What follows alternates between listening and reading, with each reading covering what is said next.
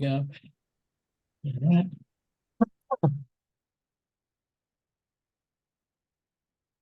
Who's next?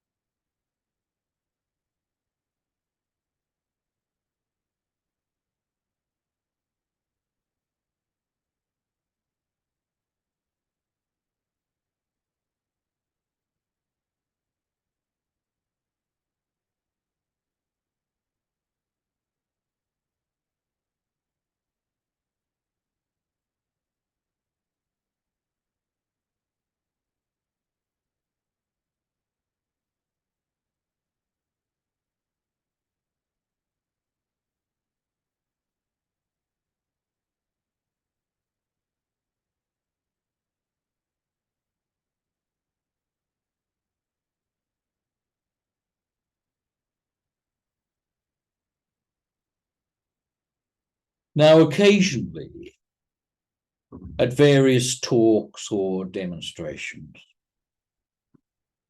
a person comes along who doesn't truly believe in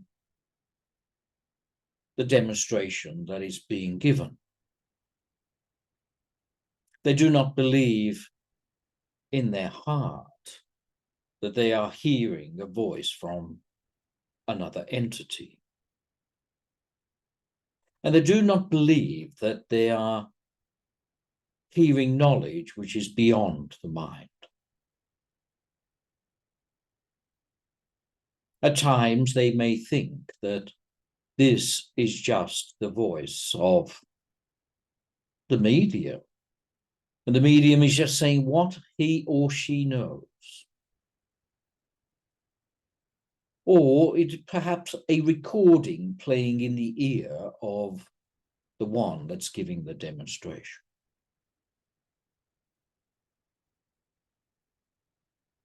And when they come and we manage to identify that particular person, I always say, you are totally correct. If you do not believe this is the voice of spirit, then you are correct. If you believe that this is the voice of the medium, then you are correct with that.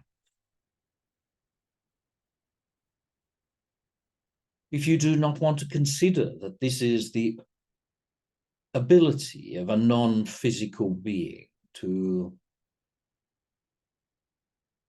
control a body and mind which they no longer inhabit, well, then you are correct with that too. And you should not follow any of those beliefs. Just because one says to you it's one thing, it does not mean you need to accept.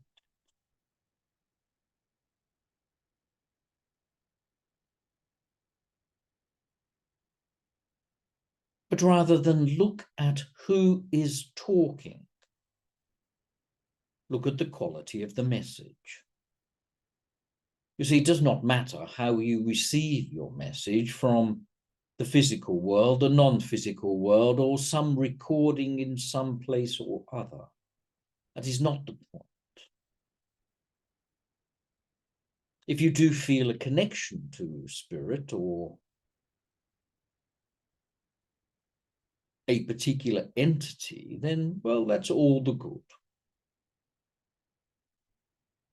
So I always say to that person, do not believe, just listen to the words and see if the words ring true. And if the words ring true and feel true, well, try them. See if they can actually work, or they have meaning, or they relate to a certain circumstance, or maybe they have influence on a particular part of one's life at that time. Now, that influence onto your life, if I was addressing that person, may come, as I said, through this type of demonstration or via another source.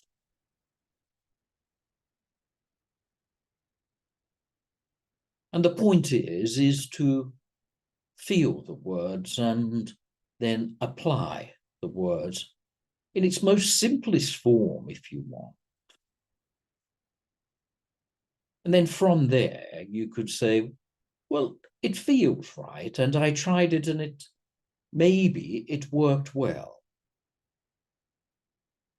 But it may have put sufficient bait in the water for you to try a second thing, or a third, or a fourth.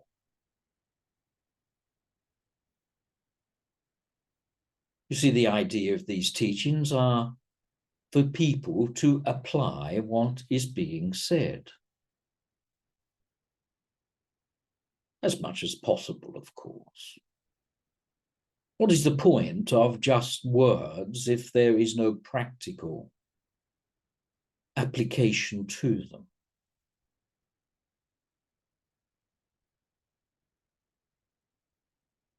So there's a person that came not too long ago to a demonstration and was unsure. He never said so many words, but I knew. So in the speech, I gave an example and said, perhaps you can listen to this recording as you drive in your truck.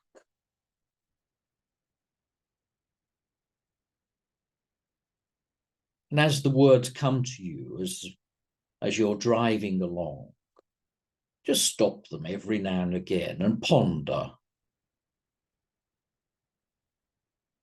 Does this feel right or wrong? And if it's wrong, then totally reject it. Tear it up and forget it. And try the next thing and see how that feels.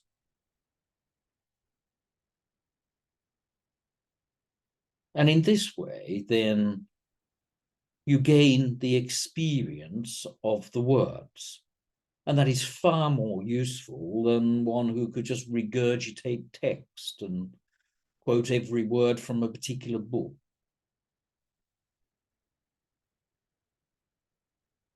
As I said, the words must have some application.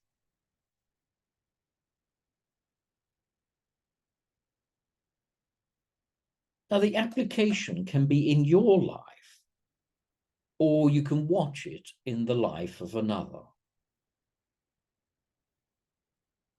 Both somebody close to you, or maybe even a total stranger. And you watch without judgment, saying they are doing this because of that, but you just watch.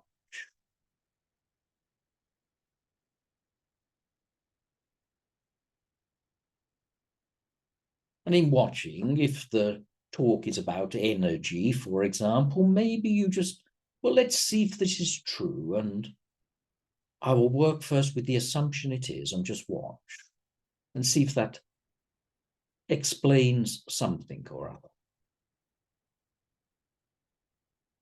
If the talk is about human behavior, then watch without judgment and see if this is true or false. You see, if we were to ask any person to just believe because it is believable, then, well, frankly, then what is the point of this? You may as well go to a church or a temple and listen to a sermon which may stir you just for a minute or so. And then as you walk out of the door, totally forget.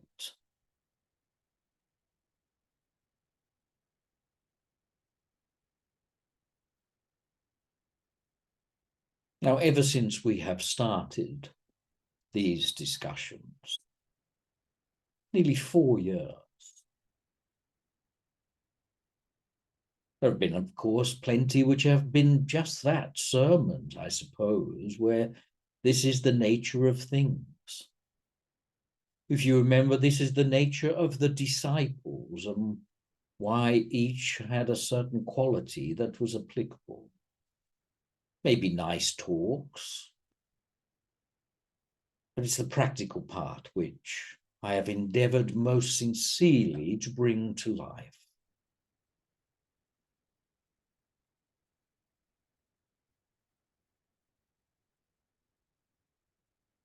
So if there was such a person who was perhaps at best sitting on the fence,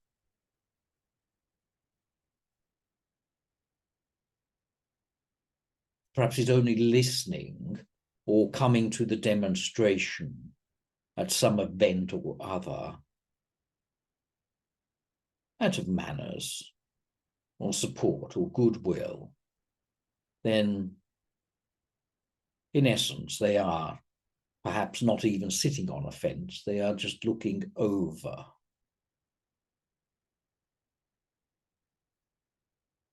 So let us begin our talk.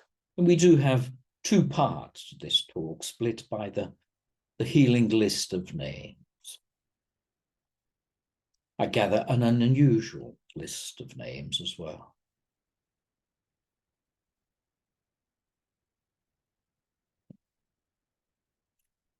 If you remember, a few weeks ago, we touched on the topic of pranayama. Prana, meaning life force, and the total word, in essence, meaning controlling of life force. Now, some people would say it is the breath that they are controlling, but life force is more than breath. And so often it can be breath which can take them a little deeper, and this is sometimes called pranayama. A few other names: breath control, breath work, breath manipulation.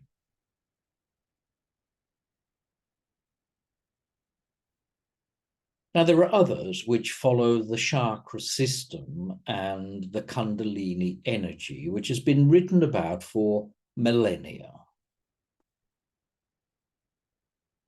And in essence, this is a similar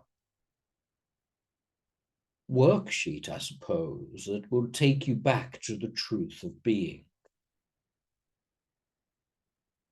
Studying of chakras and studying of Kundalini and studying of energy still in the end points you back to the source. Now, all of the chakras, in essence, are within the subtle body.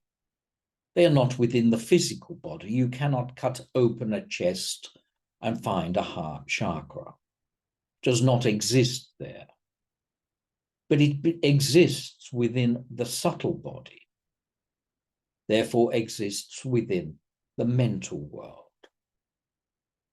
And the study of them and the study of prana and the study of Kundalini, in essence, is a pathway or a yoga, if you want, towards the truth that may be behind. The point being is they point towards the truth. They are not the truth. Like the finger is not the moon, but it may point towards the moon.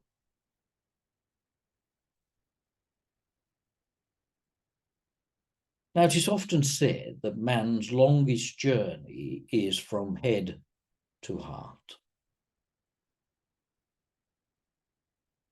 As one gets used to working within the mental realm and then decides to change or to open to the emotion realm, the way of heart. And one who studies all knowledge must pass through the heart on the way towards their own realization of truth. Knowledge would be very dry if there was no heart. And if there was only heart without knowledge, well, it'd be lost in a whirlpool of devotion. But the two must come together. And the realization of man then happens on the right side of the man's chest, or woman's, of course. The right side of the chest, the spiritual heart and not the physical heart. The spiritual heart on the right side of the chest is the wise heart, but the wise, loving, and truthful heart.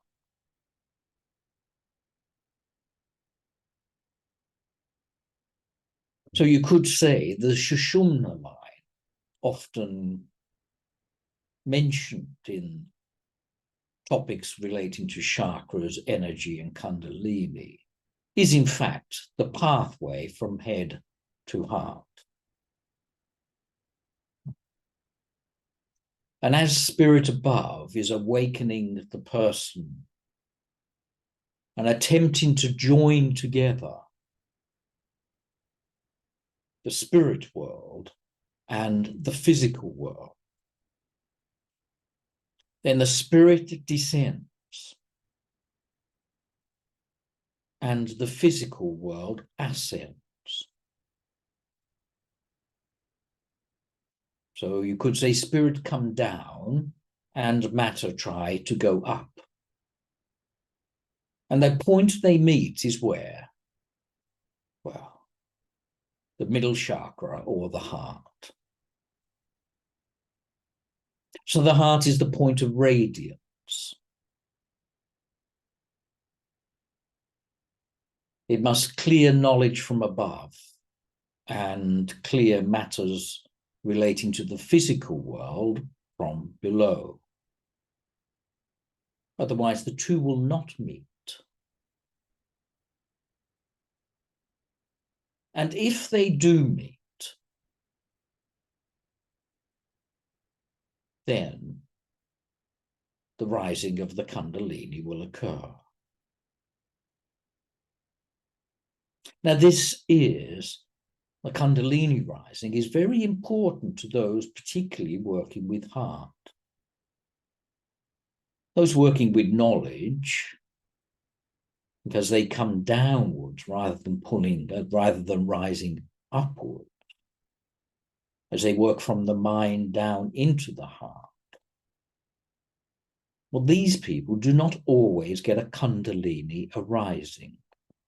In fact, it's quite rare for one who walks the path of knowledge to feel that rise of energy. Far more common if you are working on the path of heart and devotion, of the physical world, as this rises with you.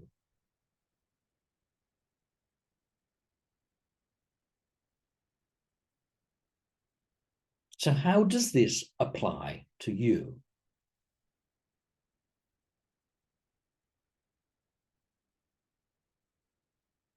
Well, if you imagine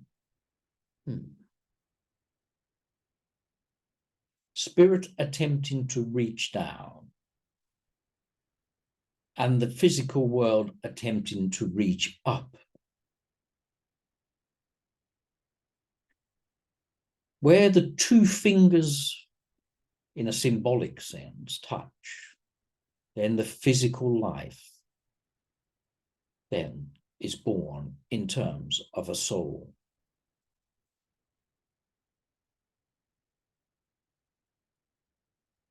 Now you see, your soul sits in between the two worlds,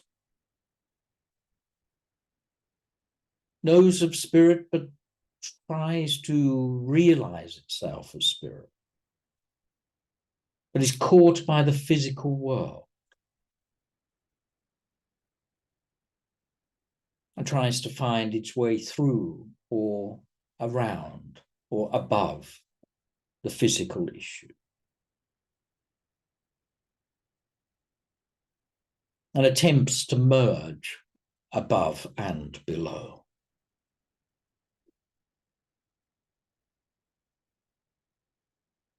So to the layman, the one who perhaps was just listening to the words and perhaps does not fully understand what is being said, let's simplify this so it can become very practical.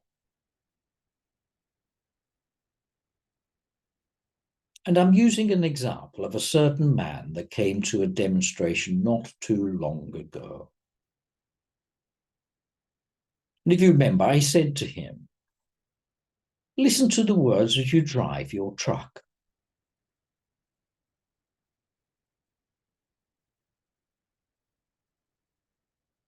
And see then, you may stop it at appropriate times and see if in fact it is practical or visible within the physical life.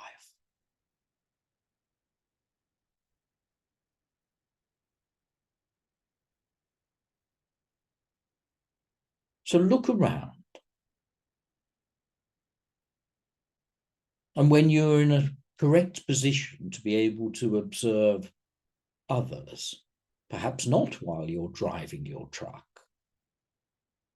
but when you can observe other people,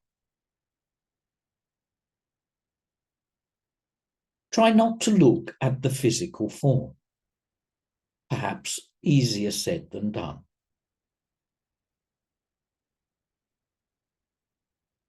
But see if you can see the person that you are observing as a little more than the physical body.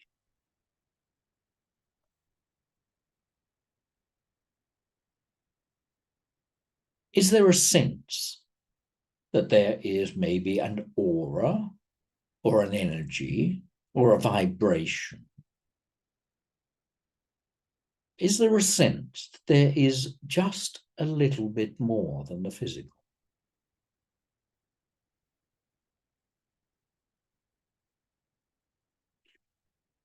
And again, if it's appropriate time, have a look at yourself. Do you have a sense that you are a little bit more than the physical body?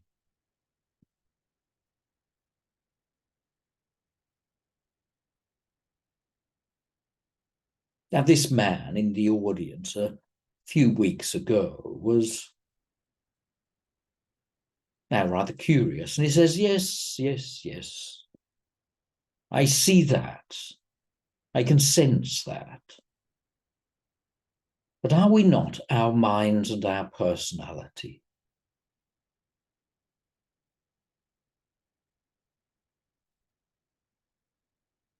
And I remember saying to the man, do you have the same mind you did when you were 10 years old? Of course, he said no, and then said no when I said, in your teenage years, 20s and 30s, his mind kept evolving in his opinion. He said, it's the same mind, but I just changed my point of view. What appealed to me when I was young didn't appeal to me when I was teenage, and then not when I was adult. And certainly not now. My mind has evolved. So it's not the same mind, it's just grown. He said that is correct. It's kind of grown into a more mature state of life. Right.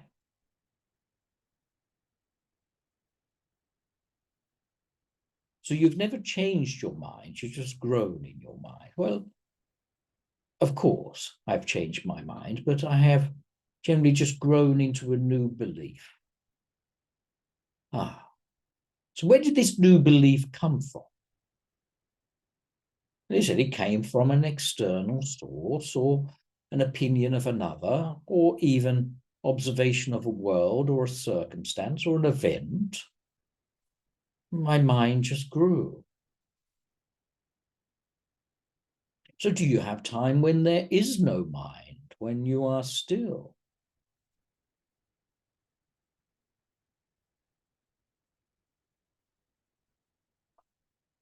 So actually, he said, there is time when I can just be still with the world. Perhaps not as often as I would like, but I can be still with the world. And I can sit on a beach. I can look at the ocean. I can look at the sunset. And I feel my mind is finally at rest for a few minutes. And what happens then? Well, when my mind is at rest for those few minutes, I seem to be absorbed in the sunset and the beautiful beach.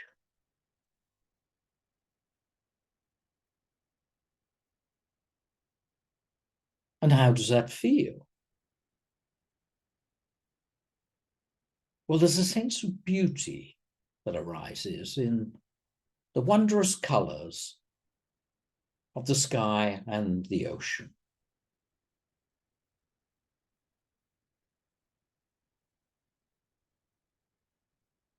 How does that make you feel? There's a sense of awe and wonder. Wow. So do you think the awe and the wonder is in you, or is it in the sunset?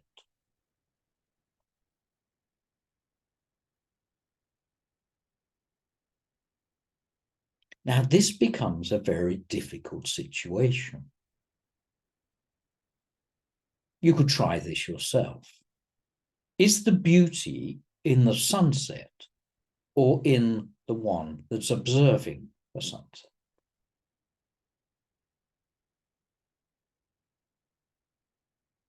You see, if the sky is particularly red and wondrous that night, well, you would very easily say it's in the color. And of course, you could then say, well, take that color away. Is it still beautiful? You see, in essence, we're taking away the judgment. You take away the judgment. And what is revealed is, in fact, the sunset is always beautiful. It is beautiful when it's red, and it's beautiful when there are clouds and it is grey. So if that is the case, then beauty must be on the inside and not the outside.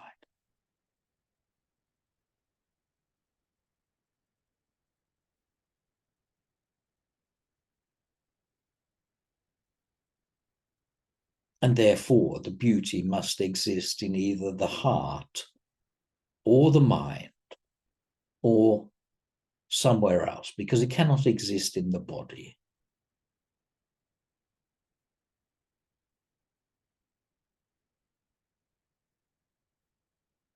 So the man was given the instruction to go away and to see where the beauty was. Out there or in here?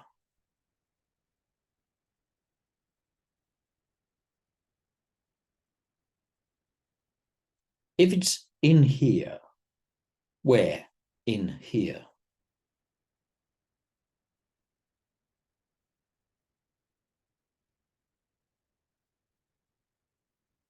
Now, this takes a person on a path of trying to find a position that exists where beauty lies.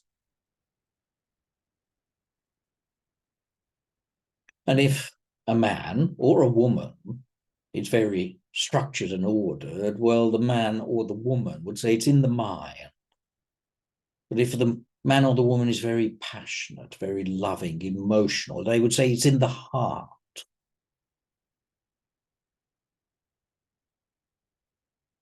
But if they were truly spiritual, it would say, the beauty that's in me is also in the sunset, and together we are one. So you see, this talk about the chakra system reaching down and reaching up is about the two positions. The physical world, saying it's in the physical world and trying to look within. And the spiritual world trying to guide the physical world, and they meet at the heart. The beauty of the sunset goes through mind, to heart, and then beyond.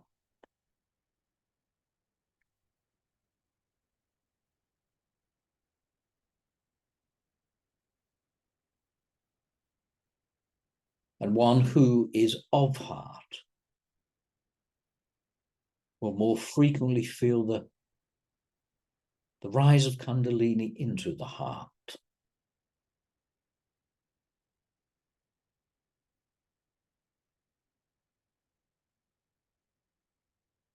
And one who is of knowledge will then take this information and go deeper into the understanding and know that it is beyond it all. Beyond body, beyond mind and heart, into whatever is beyond that.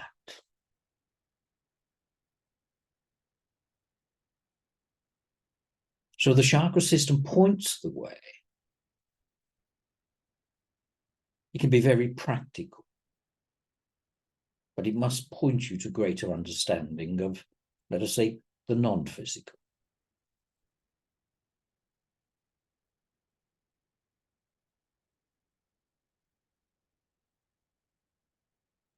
So if there was such a person at some stage listening to this recording, see if you can find a hint of the non-physical world and decide if the beautiful sunset is the beauty in the sunset, or where is that beauty?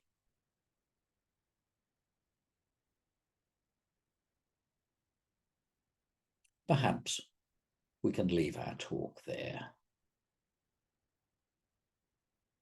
And in a moment, I'll ask for the healing list. But the second talk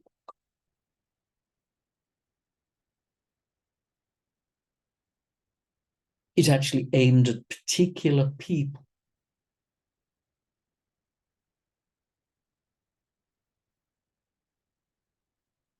As they come to a certain part and they must decide decisions.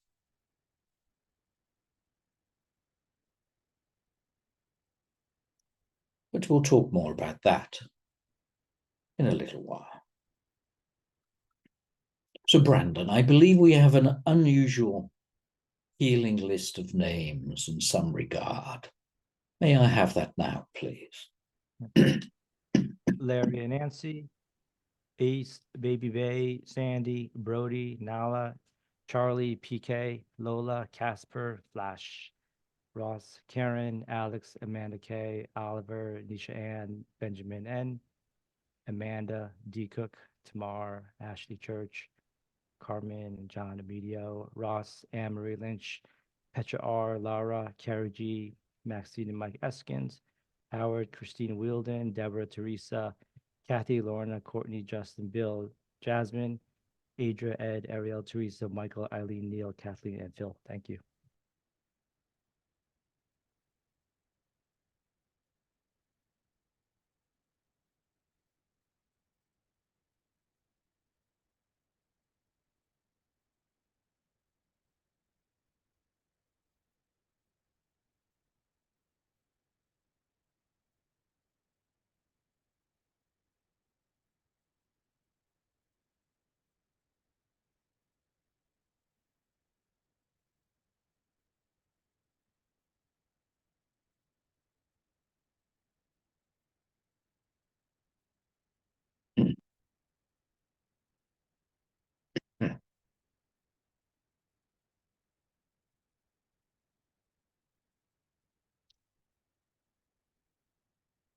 Now, I have told this story before.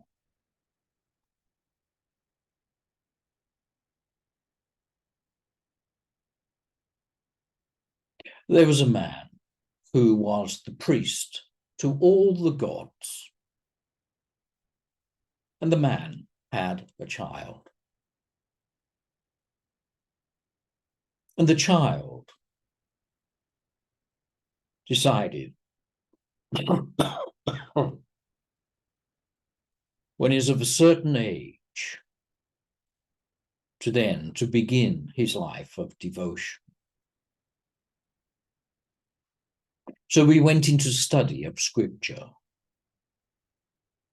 Having completed that course, he sees his father and said, "Father, I've spent many years studying scripture, and I now know that the path is renunciation.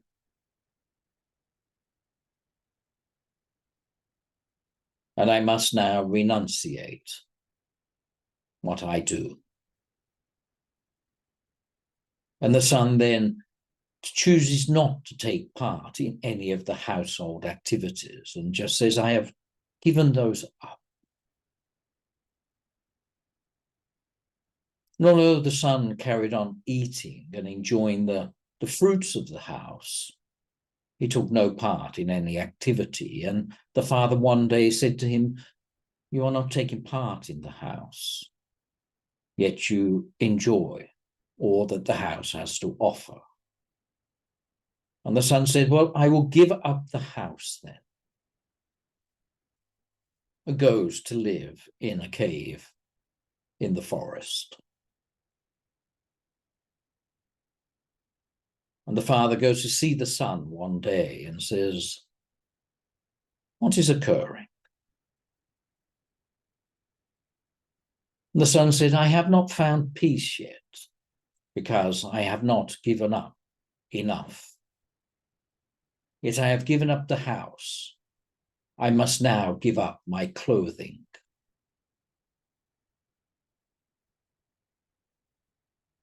And a few weeks later, the father goes to see the son and says, "Have you found peace yet?"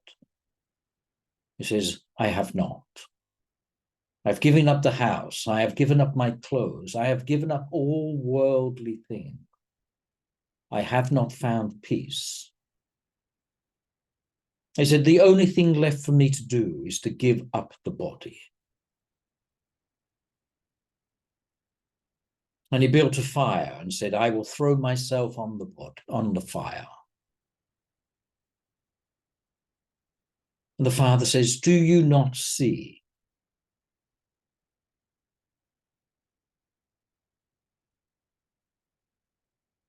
that you may give up the body and it may leave this world, but you will carry on? And all your desires and hopes and attachments will still be within your subtle mind. And this will mean you will gain another body. So what point is there in destroying this body?"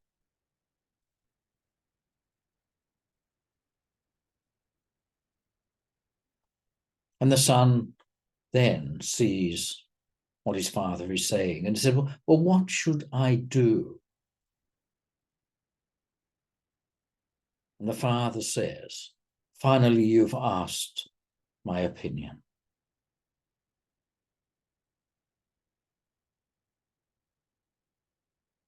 You may give up the way of knowledge, and you may give up the way of heart. You may give up the way of the physical world.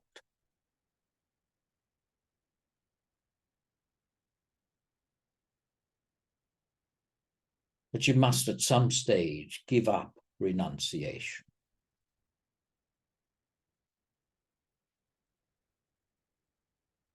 Because it is you that you are giving up. The sense of self. The way of knowledge will take you so far. The way of heart too. But it is the surrender of the ego, the sense of self. It is the surrender that you are the one that is giving up that must be done.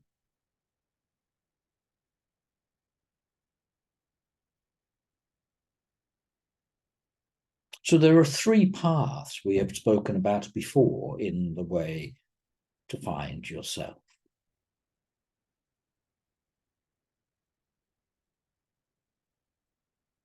The way of knowledge, which is most wonderful. The way of heart, which is most beautiful. Or the third way, give up your sense of self. And here, if you have a guru, then you surrender to whoever that guru is.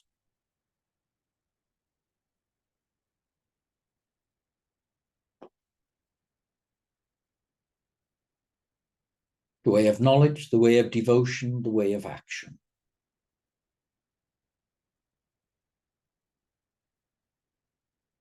It is the understanding of who you are that is most important. Remember the story or the talk on chakras a little while ago. It is not the chakra and understanding the chakra. It is not the heart and working with the heart. It is beyond that. The spiritual self is yourself The physical self is not yourself. So as long as you think there is one that is walking a path, then you will not achieve your goal.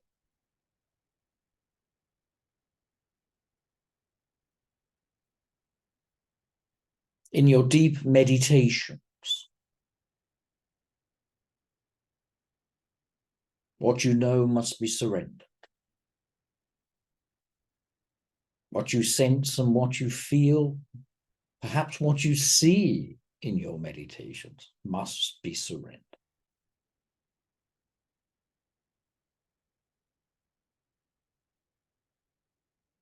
And then there is a feeling of nothing. What do I have if I have no thoughts and no heart? Not even a sense of myself.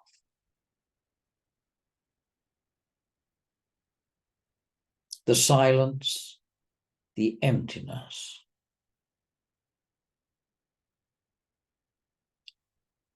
is the door to God. The mantra will take you to this point, but it can go no further. Your cravings for solitude are the hint that there is existence beyond the door.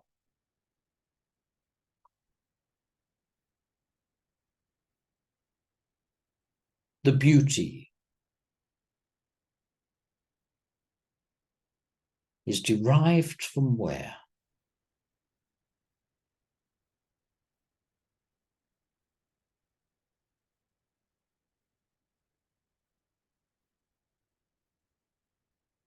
So there is certain people that will find that they know much or many, many things.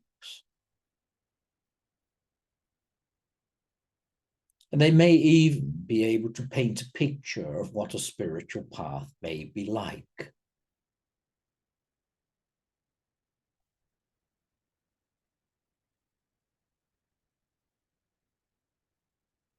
But they'll get to a point in their progress and they'll never be able to go any further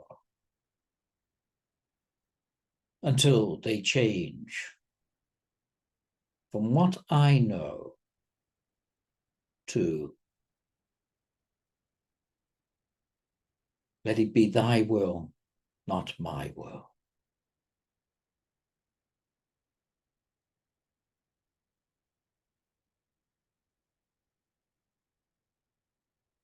Are you willing to surrender?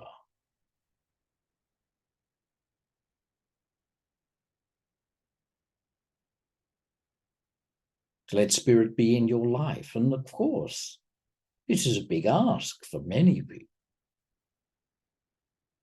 And it must be done slowly until it is completely natural. Think of your meditation. As you sit in meditation, you must let go of the activities of the world as you begin your practice. And you say, I will do all of that later after I meditate.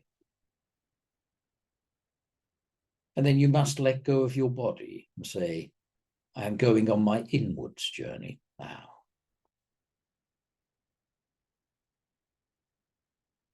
You surrender the body for a brief period. Then you may surrender the mind and say, I will let go of my thoughts.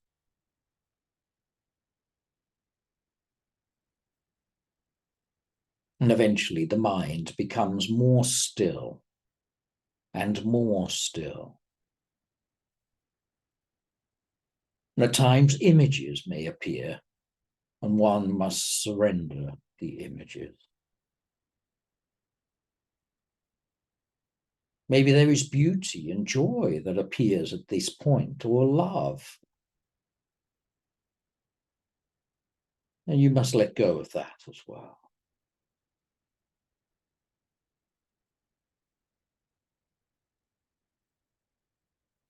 And now there is nothing.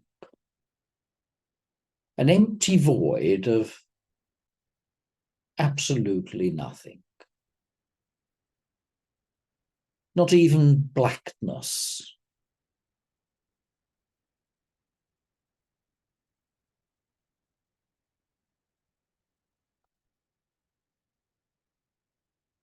Now, of course, this is a description of meditation, and we can go further than that. But I do not wish to give you knowledge. And that is only to surrender for, say, 30 minutes. Not a lifetime, but 30 minutes. Can you give me 30 minutes? Can you give your spirit just 30 minutes?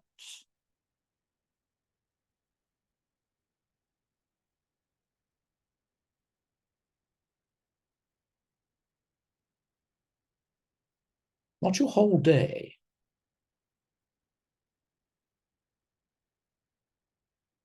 When you let go of the world, the body, the mind, and the heart.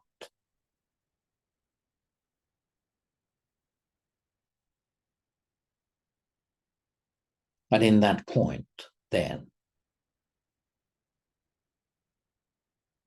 all the world is within you.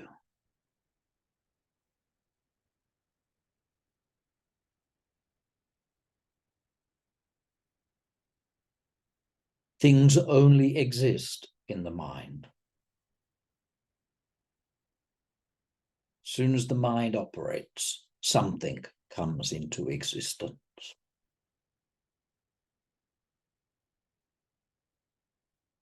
So this is why it's called there is no thing or nothing.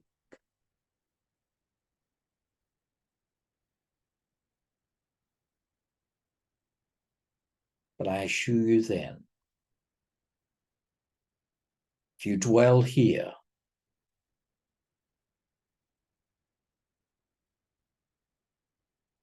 you gain everything.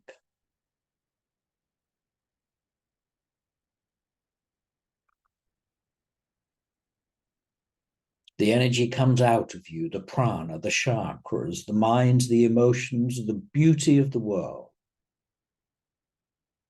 Or the pain, if you want to see that.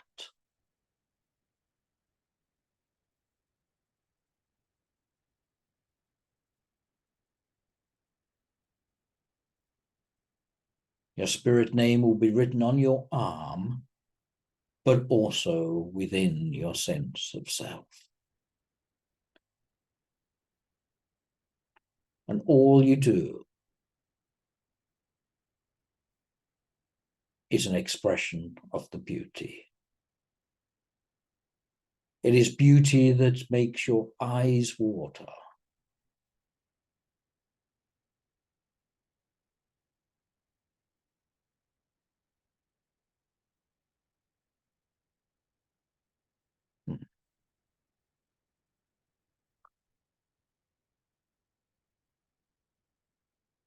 So the way of prana, the way of chakras, the way of beauty, the way of self, the way of renunciation.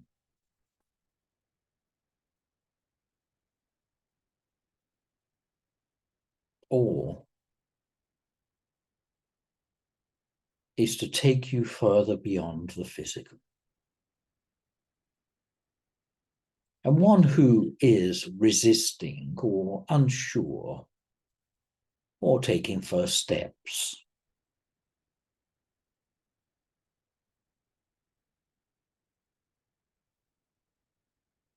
is there a sense of a non-physical self?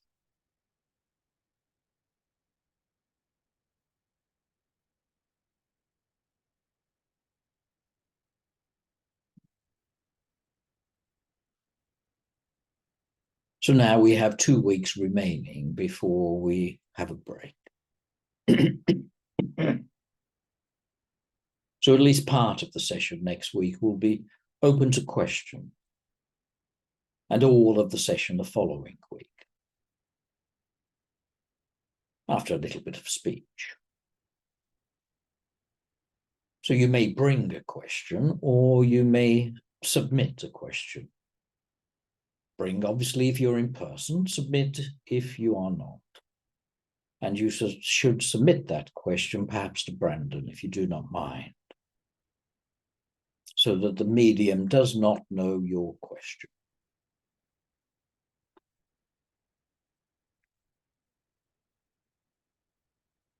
On that note,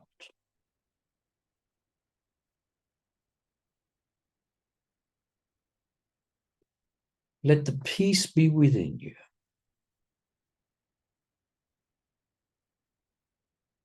God bless you all.